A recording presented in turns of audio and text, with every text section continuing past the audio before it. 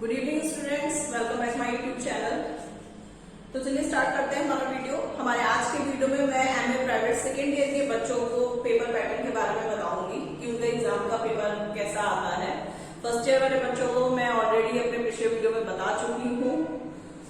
आज हम बात करेंगे सेकेंड ईयर के पेपर के बारे में। तो क्वेश्चंस हमारे वही हैं जो फर्स्ट ईयर में थे।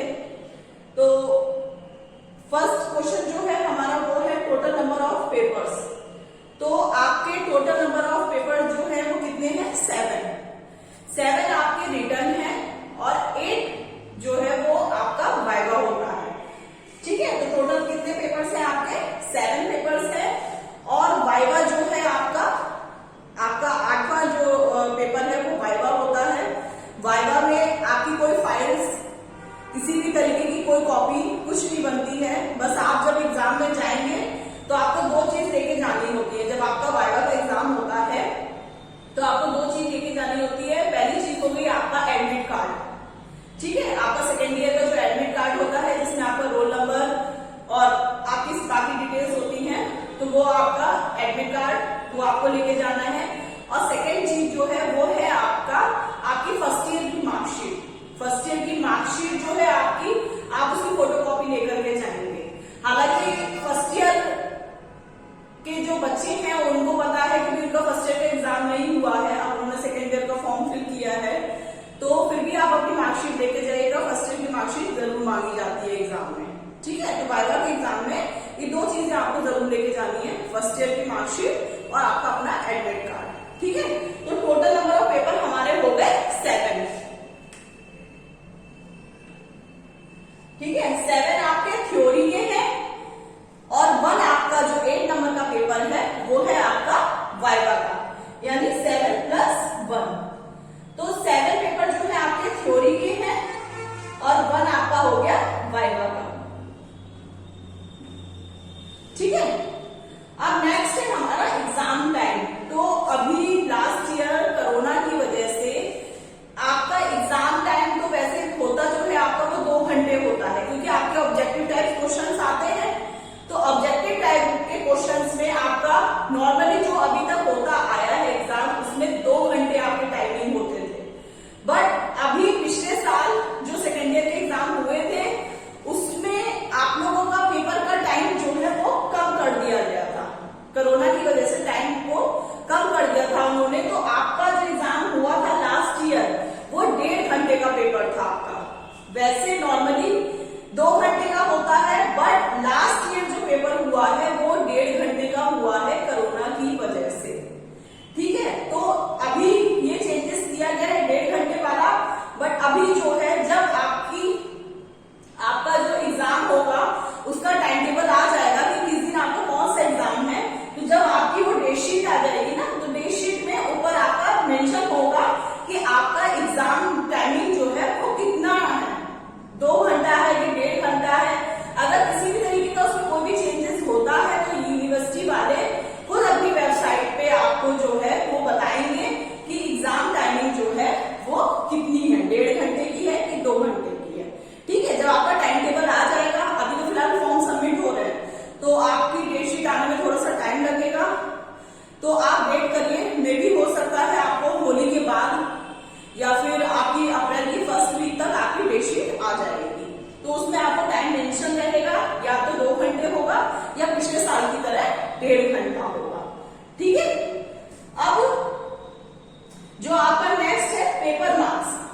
अब पेपर मार्क्स का हो गया कि आपका एक पेपर जो है वो 100 नंबर का होगा। ठीक है, आपके टोटल 7 पेपर है। ठीक है, थ्योरी के तो 7 पेपर जो आपके हैं वो 100 मार्क्स के होंगे। ठीक है, और वाइवा जो है आपका वो भी आपका 100 मार्क्स का होगा। तो टोटल आप लोगों का एग्जाम जो है वो 800 का होगा, 800 का होगा। ठीक है, वाइवा के एग्जाम भी आपको आपके सेकेंड ईयर की मार्कशीट में ही आपको देखने को मिलेंगे। जब आप वाइवा दे देंगे, जब आपकी सेकेंड ईयर की मार्कशीट आप लोग को मिलेगी, जब आपका रिजल्ट आ जाएगा नेट पे, तब फिर आप देख पाएंगे कि आखिर आपको कितने मार्क्स वाइवा में मिले हैं। अब हमारी बात हो गई पेपर मार्क्स की, तो हर पेपर जो है वो 100 नंबर का होगा। ठीक है, एग्जाम टाइम जो है मैं इसमें मेंशन नहीं कर रही हूँ क्योंकि अभी हमें कंफर्म नहीं है कि 2 घंटा होगा या 1.5 घंटा होगा।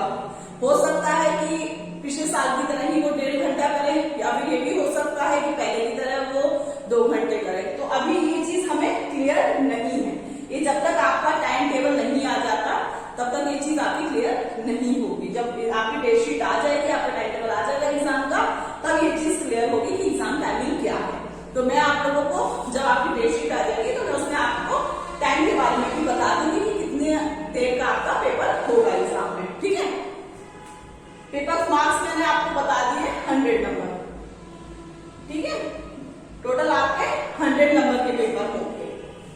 अब हम बात करते हैं total number of question in exam.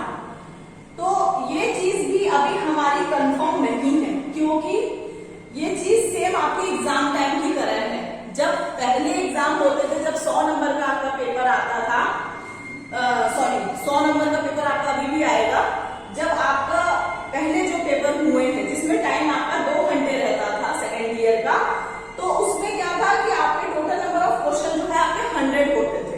एक क्वेश्चन जो है आपका वो 1 मार्क्स का होता था। ठीक है, ऑब्जेक्टिव टाइप क्वेश्चन आएंगे, 100 क्वेश्चन होंगे तो 100 नंबर का आपका पेपर आता था। बट और टाइमिंग क्या थी उस समय 2 घंटे थी। बट अभी लास्ट ईयर कोरोना की वजह से जो टाइमिंग है आपकी 1.5 घंटे कर दी गई है।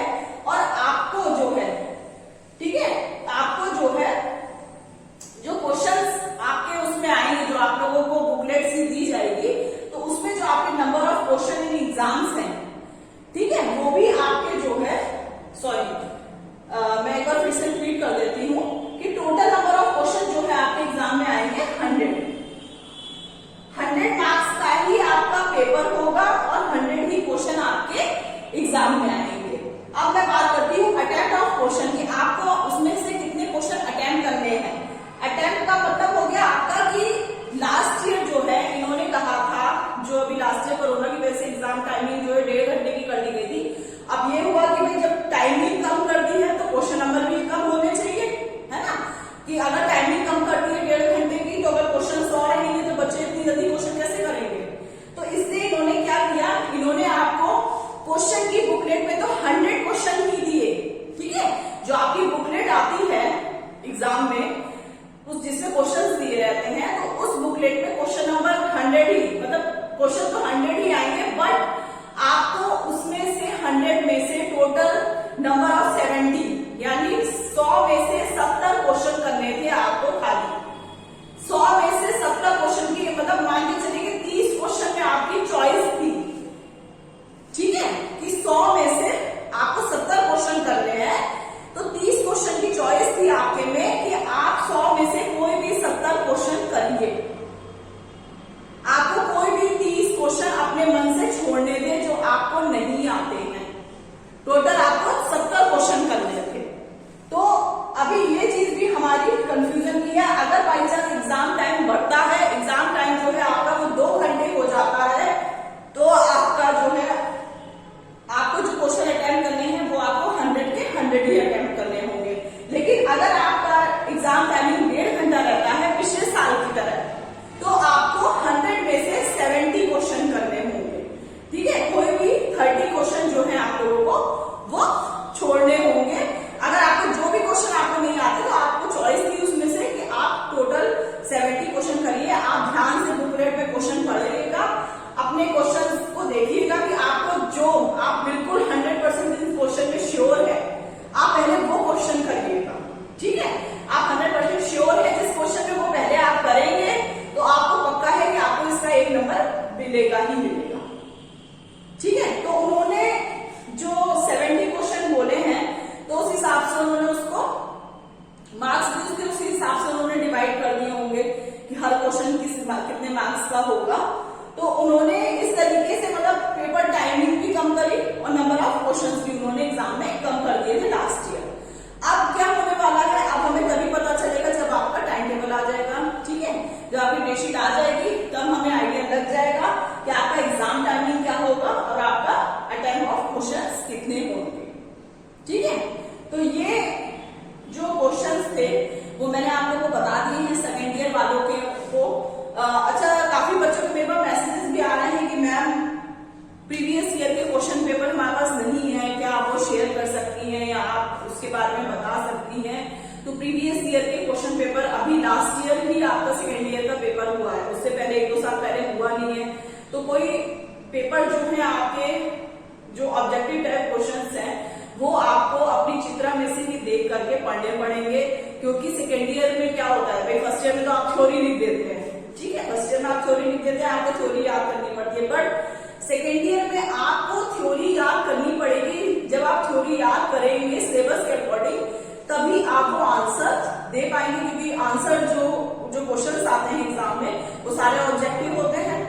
ऑब्जेक्टिव में क्या होता है, क्वेश्चन होता है और उसके नीचे 4 चॉइस दी होती है, 4 में से एक आंसर आपका ठीक होता है, ठीक है। अच्छा, इन क्वेश्चंस में वो कभी कभी आपको क्या करते हैं, मैचिंग भी दे देते हैं, ठीक है, मैचिंग भी दे देंगे आपको, और वो आपको कुछ सुमेलित शब्द लिखिए, मतलब मिलते जुलते शब्दों के बारे में दे देंगे, ठीक है। ज्यादातर वो आपको मैचिंग के क्वेश्चंस भी वो काफी देते हैं, और आपको सही गलत दे देंगे कि कौन सा युग्म गलत है, ठीक है। तो आपको उसमें टिक लगाना होगा, नीचे आपको 4 ऑप्शन दे दिए जाएंगे कि ऑप्शन ए ठीक है, ऑप्शन ए बी ठीक है, या ऑप्शन सी ठीक है, या सभी ठीक है। इस तरीके से आपको कई सारे ऑप्शन दे दिए जाएंगे, उसमें 4 ऑप्शन दिए जाएंगे, उसमें से एक पे आपको टिक करना होगा। तो इस तरीके से कई तरीके से आते हैं आप क्वेश्चन आते हैं, आपको ऑब्जेक्टिव टाइप्स तो उसमें आएंगे ही, दूसरा आपको उसमें जो है वो आपको मैचिंग भी दी जा सकती है, आपको सही गलत के बारे में भी दिया जा सकता है, ठीक है, या आपको चॉइस भी उसमें मिल सकती है, ठीक है। क्वेश्चन में चॉइस भी वो दे देते हैं कि या तो ये वाला कीजिए या ये वाला कीजिए। तो वो तो जब आपके सामने पेपर आएगा, जब वो बुकलेट आएगी एग्जाम में आपके सामने, तो आपको खुद आइडिया लग जाएगा कि किस तरीके से क्वेश्चन पेपर आता है। ये 5 क्वेश्चन मैंने आपको क्लियर करके बता दिए हैं। अगर किसी चीज का आपको डाउट हो तो आप मुझे कमेंट बॉक्स में कमेंट करके पूछ सकते हैं। बाकी एग्जाम टाइम और अटेम्प्ट ऑफ क्वेश्चन के बारे में आपको तभी पता चलेगा जब आपकी डेट शीट आ जाएगी। तो मिलते हैं हम अपने नेक्स्ट वीडियो में नए टॉपिक के साथ। आप लोग को किसी भी तरह की कोई प्रॉब्लम हो तो प्लीज आप लोग मेरे को कमेंट बॉक्स में कमेंट करके बताइए, तो मैं अपनी तरफ से पूरी कोशिश करूंगी कि मैं आपकी प्रॉब्लम का सॉल्यूशन निकाल सकूं। Thank you.